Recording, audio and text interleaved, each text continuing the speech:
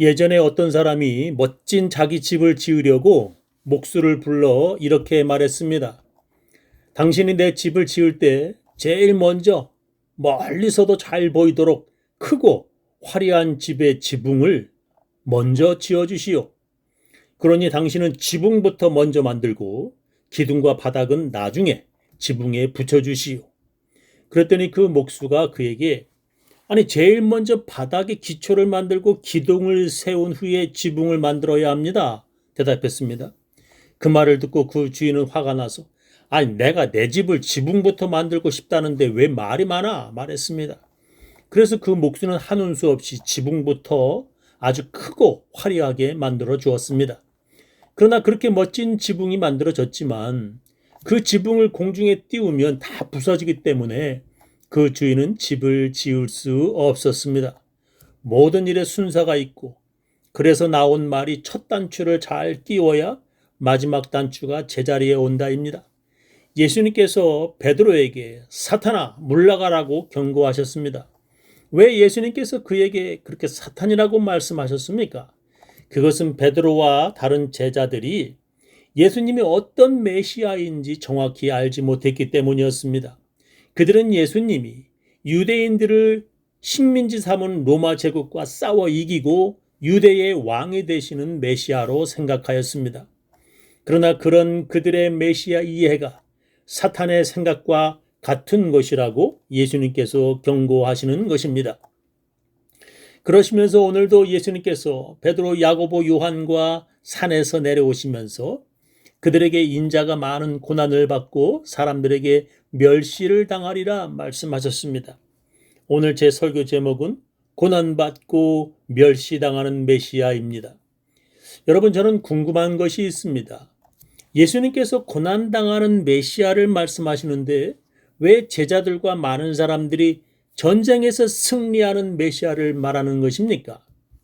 예수님께서는 사람들에게서 버림을 받고 그들에게 죽임을 당하는 메시아라고 말씀하시는데 왜 사람들은 영광의 왕으로 심판하는 메시아를 기다리는 것입니까?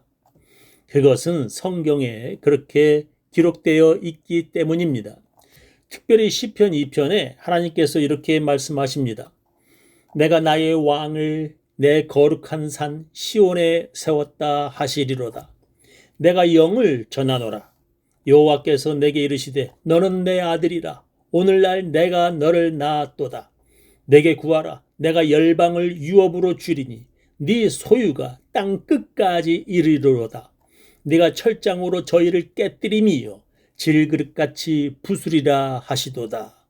하나님의 아들이 오셔서 우상 섬기는 주의 나라를 철장 쇠막대로 질그릇 깨 부수는 것처럼 하실 것이라 성경은 말씀하십니다. 그 메시아는 다윗의 후손으로 태어나 영원히 왕 노릇할 것이라고 성경은 예언합니다.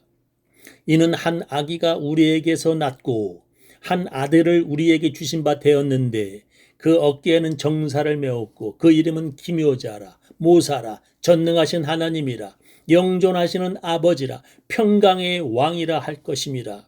그 정사와 평강의 더함이 무궁하며 또 다윗의 위에 앉아서 그 나라를 굳게 세우고 자금 이후 영원토록 공평과 정의로 그것을 보존하실 것이라. 만군의 여호와의 열심히 이를 이루시리라 했습니다. 이사야뿐만 아니라 예레미야도 그렇게 예언을 했습니다. 나 여호와가 말하노라. 보라 때가 이르리니 내가 다윗에게 한 의로운 가지를 일으킬 것이라. 그가 왕이 되어 지혜롭게 행사하며 세상에서 공평과 정의를 행할 것이며 그의 날에 유다는 구원을 얻겠고 이스라엘은 평안히 거할 것이며 그 이름은 여호와 우리의 의라 일컬음을 받으리라 했습니다. 이렇게 구약 성경에서 선지자들은 주의 나라와의 전쟁에서 모두 승리하는 유대의 왕 메시아를 예언하고 있었습니다. 그래서 유대인들은 우상을 섬기는 주의 나라들을 질그릇처럼 깨부수고 심판하는 메시아를 기다리고 있었던 것입니다. 그런데 문제는 그렇게 오시는 메시아가 누구인지 몰랐다는 것입니다. 하나님께서 모든 사람들이 다 들을 수 있도록 하늘에서 이 사람이 내가 보낸 메시아다라고 정확히 말씀하시면 다 알 것입니다. 그러나 하나님께서 그렇게 확실하게 다 들을 수 있도록 말씀하시지 않았습니다. 그러니 사람들이 어떻게 그가 메시아인지 알 수 있겠습니까? 그래서 사람들이 성경을 샅샅이 연구하였더니 이런 사람이 메시아라는 몇 가지 중요한 기록들이 있었습니다. 메시아는 다윗의 후손이라는 것입니다.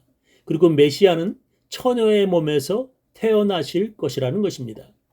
메시아가 태어날 곳은 베들레헴이라는 것입니다.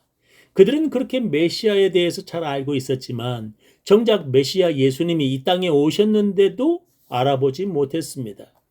그리고 그들은 혹시 세례 요한이 메시아가 아닌지 그에게 물어보았습니다. 그러나 세례 요한은 자기는 메시아가 아니라고 말했습니다. 그래서 사람들은 그러면 네가 엘리야냐? 라고 물었습니다. 그런데도 그는 자기는 아니라고 대답하였습니다. 사람들은 그럼 너는 도대체 누군데 사람들에게 세례를 주는 거야? 라고 물었습니다. 그가 이렇게 대답하였습니다. 가로되 나는 선지자 이사야의 말과 같이 주의 길을 곧게 하라고 광야에서 외치는 자의 소리로라 하니라 했습니다. 요한이 대답하되 나는 물로 세례를 주거니와 너희 가운데 너희가 알지 못하는 한 사람이 섰으니 곧 내 뒤에 오시는 그이라. 나는 그의 신들매 풀기도 감당치 못하겠노라 하더라. 세례 요한 자기는 광야에서 주의 길을 곧게 하라고 외치는 자의 소리라는 것입니다. 여기에서 주의 길을 곧게 하라는 말이 무슨 뜻입니까?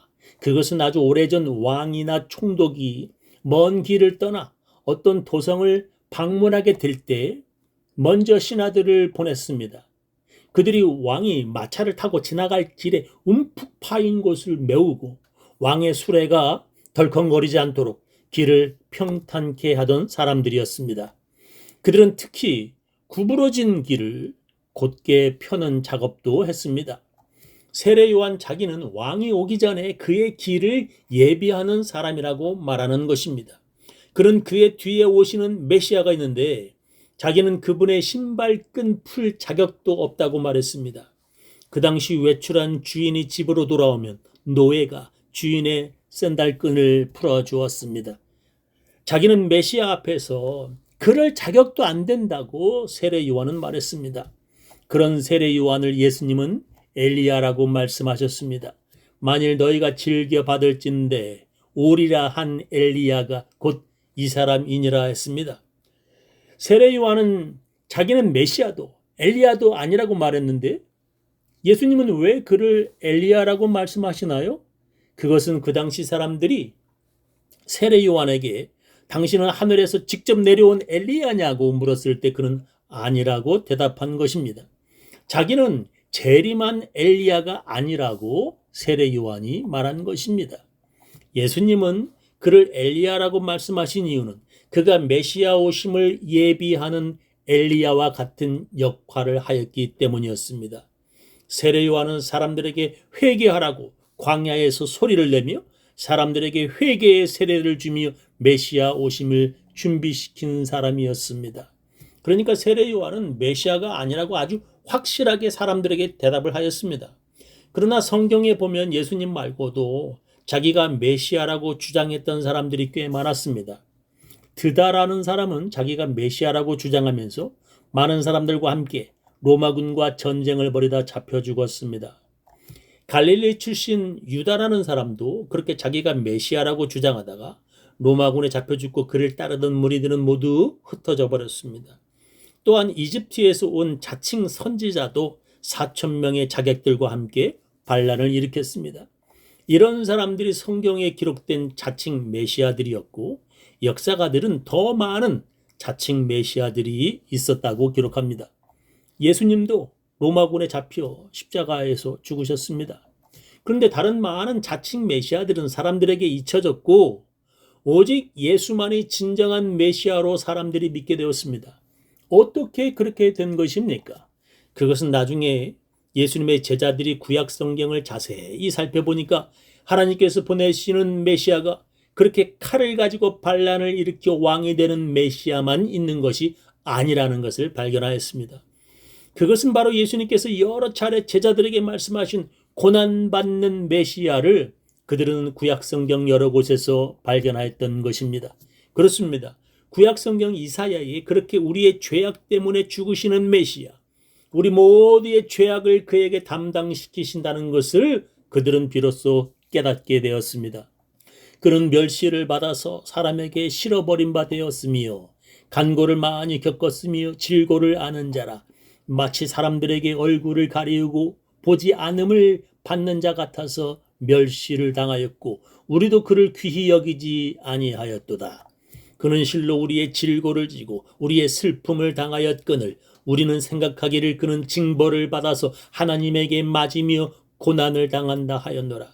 그가 찔림은 우리의 허물을 인함이요 그가 상함은 우리의 죄악을 인함이라. 그가 징계를 받음으로 우리가 평화를 누리고 그가 채찍에 맞음으로 우리가 나음을 입었도다. 우리는 다 양 같아서 그릇 행하며 각기 제 길로 갔거늘 여호와께서는 우리 무리의 죄악을 그에게 담당시키셨도다 했습니다. 그렇습니다. 예수님께서는 제자들에게 여러 번 자기가 고난받고 사람들에게 버려져 죽을 것임을 말씀하셨습니다. 그리고 예수님은 죽었다가 3일째 되는 날에 다시 살아날 것을 미리 제자들에게 말씀하셨습니다. 그 높은 산에서 자기들이 본 예수님은 고난받은 후 천국에서 영광의 메시아로 변모하신 것임을 제자들은 그제야 깨달았습니다. 그리고 사람들이 생각하는 메시아는 지금이 아니라 다시 오시는 메시아라는 것을 제자들은 알았습니다.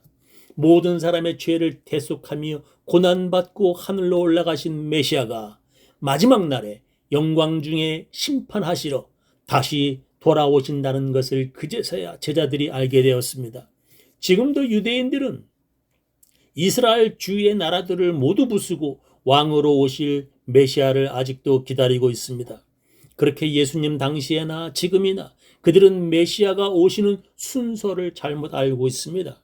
순서를 잘못 알면 집을 짓지 못하고 첫 단추를 잘못 끼우면 마지막 단추도 잘못되는 것입니다. 예수님은 2000년 전 구약 성경에 기록된 고난받는 메시아로 십자가에서 고난받으셨습니다.